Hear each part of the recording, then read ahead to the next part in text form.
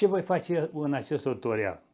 Voi prezenta fiecare farfecă pe care o am aici în fața mea. Am cumpărat farfeci care am considerat eu că mă pot ajuta mai bine în procesul meu de producție. De mai multe ori am vrut să fac acest tutorial, să vă răspund la întrebările dumneavoastră care se referă la ce farfece folosesc eu în livadă. Fac acest tutorial și vă prezint farfecele de mână, adică cu efort manual, și voi veni cu alt tutorial în care voi prezenta farfecele electrice. O să vi le prezint pe fiecare cu bune și cu rele, o să fac comparații între două elemente asemănătoare, dar cu diferențele care le au între ele, ca dumneavoastră să vă puteți da seama care vă ajută mai bine și vă este de folos. Am două ocațiuni aici, una mai mică, una mai mare. Asta este pentru mâna mea, asta este pentru mâna soției mele. Astea două le-am cumpărat doar pentru că am auzit că sunt foarte bune. Tot așa din tutorial prezentate de alte persoane, am auzit că sunt foarte bune, că au o tăiere foarte bună și au un zgomot aparte. De asta le-am cumpărat pe cele două. Farfecele cu care lucrez de cel mai mult când lucrez manual, și o să vă explic în ce situații le folosesc, sunt cele de la Felco. Astea trei. Astea două sunt cu mâner rotativ, și astea de-a treia este cu mâner fix, dar mi-a plăcut foarte mult această piele care îmbracă mânerele și mai mult de atât, o să vă explic după aceea, partea asta de închidere care e două trepte. Vă arăt mai exact despre ce este vorba. Farfeca asta cu două tăișuri, am luat-o tot așa, am văzut mai multe persoane prezintă cum fac tăieri cu astea, sunt foarte mulțumiți, chiar fericiți. Și am luat și eu una să vedem ce calități are, la ce poate să mă ajute și așa mai departe. Haideți să începem cu o cațone. O cațone este o foarfecă care taie foarte bine. Deschiderea este cam mică. Ar trebui să folosești foarte mult vârful degetelor. În schimb, are o tăiere foarte bună și o să vă spun mai târziu de ce taie foarte bine și de ce lumea e foarte mulțumită de această farfecă. O cațone în mâna mai mare, da? Același componente, taie foarte bine lama, are țăcăritul ăsta, face lumea fericită. Felco deosebește prin alte elemente, nu face țăcănit, deci are o lamă cu alte unghiuri de atac, o să vă explic imediat. Mâner rotativ și asta v-am spus mai înainte, este un mâner fix, are această împachetare a mânerilor cu piele, o piele foarte rezistentă, știți că o folosesc de ceva timp, este foarte bună, îmi place foarte mult și mână cum stă. Și acum hai să vedem și ultima farfecă, asta care este Italia, scrie pe ea Italii și în zona asta Campucinago, Nalo, cu două lame tăitoare, așa nu are contralamă. Și o să vorbim despre fiecare în parte acum. O cațone, într-adevăr, taie foarte bine și vă spun și de ce. Are o lamă foarte bine tratată, dar nu ăsta e secretul lor. Vorbesc de partea bună lor acum, o să vină și partea negativă. Punctul forte acestei farfece este tăierea ușoară. Adică este mai ușoară un pic decât la Felco. De ce? Pentru că lama tăietoare, da, are un singur unghi, pornește unghiul de atac, este un singur unghi până la final. Dacă aș fi să desenez, vine așa. Dacă privim în secțiune, tăiat așa, vedeți? Vine așa, partea dreaptă și partea cealaltă, care vine așa, până la final aici. Așa vine partea tăietoare. La fel cum vine așa, partea dreaptă, un unghi de tăiere, o porțiune de 2 mm vine mai așa, mai mare unghi, după care vine partea finală. Deci unghiul de atac este altul decât cea de la ocațione. Și aici, nu că inginerii de la Felco n-ar ști despre ce este vorba, sau că cei de la ocațione n-ar ști despre ce este vorba, că unghiul ăsta de atac care e mai mare intră mai greu în lemn, iar ăsta care e mai subțire intră mai ușor. Asta e partea care avantajează la prima vedere, așa, farfeca ocațione. Bun. Acum partea negativă. Această lamă, fiind foarte bine prelungit unghiul, deci ascuțit unghiul, ca și la o daltă pentru metal, care vrei să tai cu ea, dar faci un unghi ascuțit, să duce gura imediat. Asta se întâmplă și la foarfeca asta. Se fărâmă gura, deci practic îi sare bucăți din gura ei. Și dacă ne apropiem de cameră, o să vedeți, părțile știrbite, vedeți? Luăm și foarfeca cealaltă.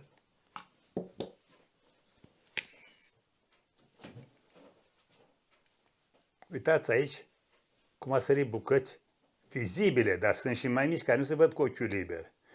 Asta înseamnă că foarfeca din momentul ăsta nu mai este o foarfecă excelentă la tăiere. Ca să o ascuți, înseamnă să se asus pe toată lungimea părții tăietoare.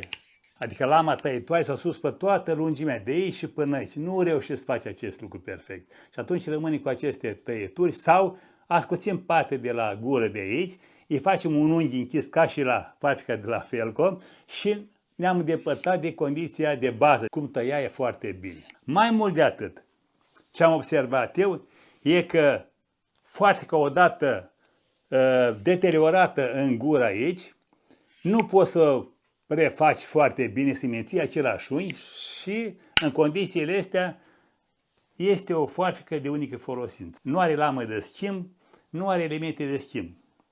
La fel cu ce se întâmplă? O luăm pe asta că e mai curată. Vedeți, are aici unghiul ăsta de 2 mm, pe lungimea de 2 mm, are unghiul ăla mai mare, cum am spus, pe aceea vine mai curs, mai ușor, unghiul mai mic. Dar, în schimb, vedeți dumneavoastră, fiind acest unghi protector mai mare aici, nu dă voie să se șterbească gura foarfecei. Nu se șterbește. Și asta nu numai din cauza asta, ci și din cauza că este și un oțel puțin mai moale decât la ocațiune. Ăsta e un avantaj foarte bun. Ăsta ar fi ca și lamă de tăiere, ca și lucru efectiv. Acest țăcănit este ușor acum. Deci nu-l simți la mână foarte puternic. Nu-l simți. Ia uitați. Dar când intri în lemn, ai tăiat și s-a scăpătat după tăiere, lovitura e foarte puternică și se simți imediat în oasele degetelor. Și dacă ai mult de lucru sau mai ești și puțin mai iertate, se simte foarte, foarte rău aceste lovituri. În schimb, la Felco, ce avem? Avem niște tampoane de cauciuc aici, de a prelua șocul și atunci nu avem acest zgomot, plus că mânierul este mult mai prietenos. Este dintr-un material, un fel de silicon mai tare așa și foarte prietenos, comparativ cu protecția mânierilor de la ocațiune, care este un plastic foarte subțire, foarte dur, foarte dur. Un alt avantaj la Felco față de puncte albe, să spunem așa, este că are o ergonomie foarte bună. Aici să pui mâna pe foarfecă, intră mâna aici, vedeți? Așa. Și stă foarte bine în mâna. Plus că are și acest mânier rotativ la Felco numărul 7. Are acest mânier rotativ care ce face de fapt el? Nu îți formează bătături aici la degete, în zona asta aici. Când ai strâns, se rulează odată cu degetul, vedeți?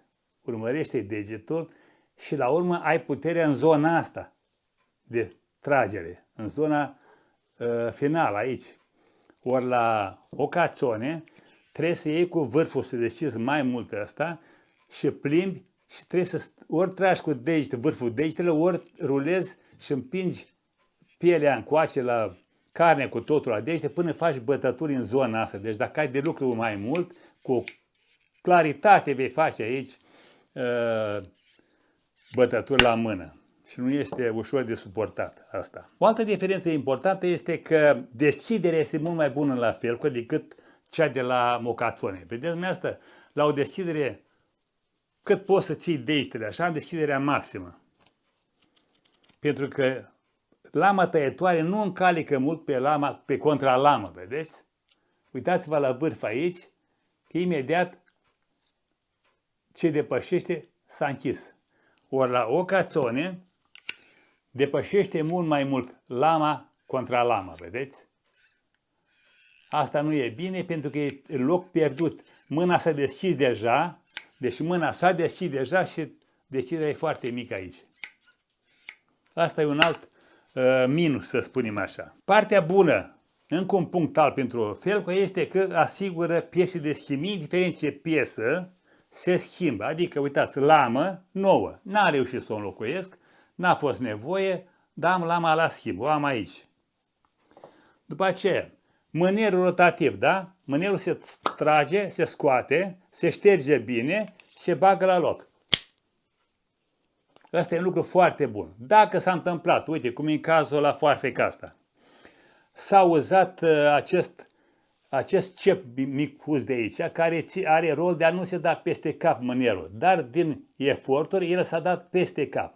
Din eforturi nu ale foarfecei, nici ale mele, ci pentru că am dat-o la cineva care să mă ajute la curățatul ramurilor de pe jos și n-a știu cum se folosește, n-a știu ce rol are această rotație și a sfârșit-o, a învârtit-o până i-a rupt acel limitator. Deci dacă vă cumpărați un Felco cu mânier rotativ, vă recomand să îi dați titlul de foarfecă personală. Nu dați la nimeni decât dumneavoastră lucrați cu ea. E în jur de 300 de lei, așa că bine că 300 de lei costă toate, dacă le e așa.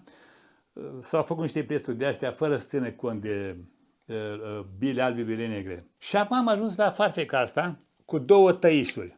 Am luat-o să văd despre ce este vorba, că auzeam și eu că este o foarfecă grozavă, toată lumea face așa până le vadă. Nu m-a cântat cu nimic. Când taie, face două tipuri de tăie, rămâne acolo o diferență de nivel pe tăietură, deci nu e tăietură curată, doi la mână. Când ai de tăiat o ramură groasă, cu orice foarfecă, că-i cu ocațiune, că-i cu Felco, da? Ai băgat pe foarfeca groasă, apeși cu mâna ramura către contra lamă și numai cât ai pișcat, a căzut ramura. Ai apăsat, ai pișcat, a căzut ramura. La foarfeca asta ce se întâmplă? Dacă vrei să faci o tăiere într-o ramură groasă, în momentul în care apeși ramura, tot așa ca și în cazul anterior, nu faci decât să închizi tăietura pe lama asta. Asta va intra ușor, asta nu va mai intra. Va intra greu. Deci nu mai există acel ajutor, nu-l mai poți folosi. Și tragi cu două mâini ca să poți să faci o tăietură foarte greu să faci. Alt dezavantaj este că atunci când vrei să pătrunzi undeva, între mai multe ramuri să scoți o ramură, cu asta nu poți să pătrunzi. Clar, este foarte mare. Ia uitați ce diferență este între una și alta. Deci e clar că nu poți să pătrunzi acolo unde vrei cu foarfeca asta.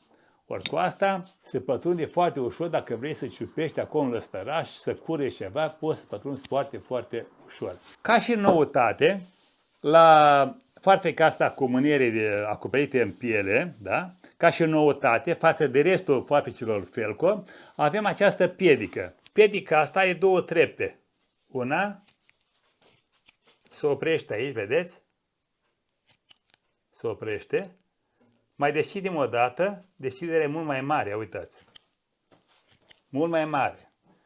La o singură treaptă, fără probleme, mergem aici. Vrei să tăiem ceva mai gros, mai dăm o dată cu degetul așa și avem două deschideri. Deschiderea dublă, să spunem așa. În timp ce la modelul vechi avem o singură deschidere. O singură deschidere. Practic se deschide mânierul la maxim și trebuie să-l aduni într-un fel. Deci este un avantaj important ăsta. În altă ordine de idei, cei de la Felco asigură și alte lucruri, anexe, să spunem așa, sau lucruri care trebuie să le ai la îndemână ca să folosești foarfeca respectivă. Deci, are uleiul lor. Uitați, ăsta e uleiul lor. Este de tip spray. Ai dat de 2 ori pe foarfecă, s-a făcut ungerea perfect. Este un lucru foarte, foarte bun. După aceea are vaselină, în cazul în care desfaci foarfeca de tot și bagi între lamă și contralamă acolo, în acel locaș, vaselina lor specială. După aceea, poți să cumperi, cum am luat și eu, un cuțit, nu că n-ar fi cuțite multe pe piață, nu, dar sunt puține care au de acest dispozitiv aici unde se vede plus, da? În care blochează lama. Nu există pericol de a se închide, să tai la mână obligatoriu. Și în momentul în care vrei să închizi lama, apeși pe acest buton, a închis în siguranță. Este foarte bună, eu folosesc și la altoit. Mai mult de atât, are și această husă care o poți folosi la toate foarfecele. și la Felco, aici, și pentru asta, și pentru ocațone, pentru toată lumea. În schimb, are acest buzunăraș foarte interesant, vedeți? Pentru pilă, asta e pila de la Felco. Intră aici, se apasă bine și rămâne acolo. Nu cade, nu sare, nu nimic. Este o pilă făcută cu simț de răspundere, ține foarte mult, nu-și pierde granulația, ascute foarte fin și ce e important este că o ai asupra ta. Când ești la lucru, o ai asupra ta și când se pare că nu mai taie foarte bine, ai venit și ai făcut de 2 ori așa, vedeți? Și ai făcut o dată așa și farfica este ca nouă, tai ca briciu. Deci în condițiile astea, munca devine mai ușoară și ai și satisfacție. Când te chinui, îți vine să te lași de livadă și de tot. Deci am spus că, în afară de faptul că are anumite calități profesionale, am arătat și diferențele care sunt. Avantajul important este că are toate piesele la schimb. S-a întâmplat ceva, lama s-a degradat, s-a îmbătrânit, ai schimbat. Uite, de exemplu, în cazul nostru de aici, da? Farfica asta este mai veche. Când se închide, rămâne deschiderea asta. Gura nu se închide perfect, vedeți? E trasă siguranța, dar nu se mai închide perfect. De ce? Pentru că s-a uzat siguranța, uitați. S-a uzat siguranța asta, aici vârful ăsta la siguranță. A devenit mai mic. Bun, dau comandă și îmi trimite piesa asta. Piesa asta, sau șurubelul ăsta, sau lama, sau mânerul. Ăsta este foarte important. Nu în ultimul rând, vreau să mai spun încă o bilă neagră la cei de la... Îmi pare rău pentru ei, sincer. Știu că toată lumea muncește ca să facă un lucru bun, să stea pe piață, în ce mai rău ca să stea pe piață, nu să câștige spike-uri. Dar uitați, de exemplu, ergonomia. Ce ergonomie este asta pentru un mâner de farfică? Așa. Când vrei să tai, trebuie să ai grijă să vii tu în spate aici, să îmbraci farfica în mână, așa, să o îmbraci cumva să nu fugă mâna încolo. Altfel te duci aici tot timpul. Tot timpul te duci în față, nu poți să lucrezi efectiv. Eu am făcut o adaptare aici, vedeți, ca să o folosesc, am sudat o tablă de inox, am dat eu o formă acolo, m-am chinuit, am sudat aici, ca să vină pe mână, să pot să mă opresc cumva. Și încă tot nu e bine, pentru că nu am în partea asta o oprire. Tot nu e bine, o simt eu, o știu. În afară de asta, plasticul ăsta atât de simplist, așa de făcut în viteză, așa. Dar asta se spune că nu mă deranjează foarte mult, dar ăsta este un lucru foarte, foarte neajutător, să nu ai aici un opritor la mâini, să te duci cu mâna tot timpul către pom și să nu-ți vezi treaba ta. Și în final, acum să spun și părerea mea, așa în ansamblu. Deci, ocațone este foarte bună să o folosim, nu tăiem uscat, doar în verde, să nu-i sară gura, da? Nu facem tăieri importante, să te duci și să muncești o zi întreagă ea sau nicio formă, în schimb este foarte bună că e ușor de păstrat în buzunar. Poți să pui în orice buzunar, oriunde te duce prin livadă, dacă ai un pom 2 pe acolo, poți să te joci în verde, chiar și în uscat, pe ramuri mai mici, deci nu cu muncă toată ziua. Asta pentru o mână mai mare, asta pentru o mână mai mică. Acum, la fel, de exemplu, în cazul meu, da? Eu lucrez foarte mult cu farfica electrică. Și nu folosesc farfica de mână. Am folosit-o până acum. Asta ce puțin are, asta care nu se mai închide ca lumea, are 5-6 ani, nu știu cât are de când. Lucrează exact ca atunci. Deci este aceeași farfică. Asta mă încântă cel mai mult pe mine. Dar asta cu mânerul rotativ este pentru lucru lung, de durată, toată ziua să lucrezi cu ea. Dacă nu ai o farfică electrică, cu asta lucrezi. Te ajungi cu mâna asta și împingi ramura și lucrezi foarte, foarte bine. Asta care nu are mânierul rotativ, nu poți să lucrezi atât de mult, pentru că nu are mânierul rotativ și atunci ce se întâmplă? Îți face acele bătături la palmă aici, distrugi palma aici. Și atunci eu ce o folosesc pe asta? Îl pun la abrâu, are chestia asta foarte importantă aici, de poți să agăți la centură sau chiar la buzunar. O agăți de buzunar și o ai suplimentar. Dar poți să o agăți și de hamul la farfica electrică. O pui în fața acolo și o ai. În momentul când te mii de tăiat cei mai gros cu farfica electrică și ai de curățat niște lăstari pe interior, nu mai de farfica electrică peste tot, te chinui pe acolo cu cordonul. O iei pe asta și faci curățenie fără probleme, după care o pui la loc și reiei activitatea cu farfica electrică. Asta fac eu și așa vă recomand și dumneavoastră. Haideți să vorbim acum și despre ferăstrăul de mână, da? Eu am folosit două ferestraie de mână. Unul este de la Zabat, Silky Zabat, da? Silky Zabat. Și celălalt este Belota. Vreau să spun că au aceeași ergonomie, aceeași curbură, pot să spun că aceeași pas la dinți, adică aceeași distanță între dinți, cu foarte mică diferență este mai apropiat, sunt mai apropiați dinții de la cei de la Silky decât la Belota. Dar nu, asta nu e o diferență importantă, chiar nu e deloc importantă. Ca și tăiere, vreau să spun așa, și unul și altul taie foarte bine, atâta timp cât taie. După o folosință mai îndelungată sau mai ales dacă folosim la lemn dur, la lemn tare, în uscat, se duce partea de atac, adică vârful dinților.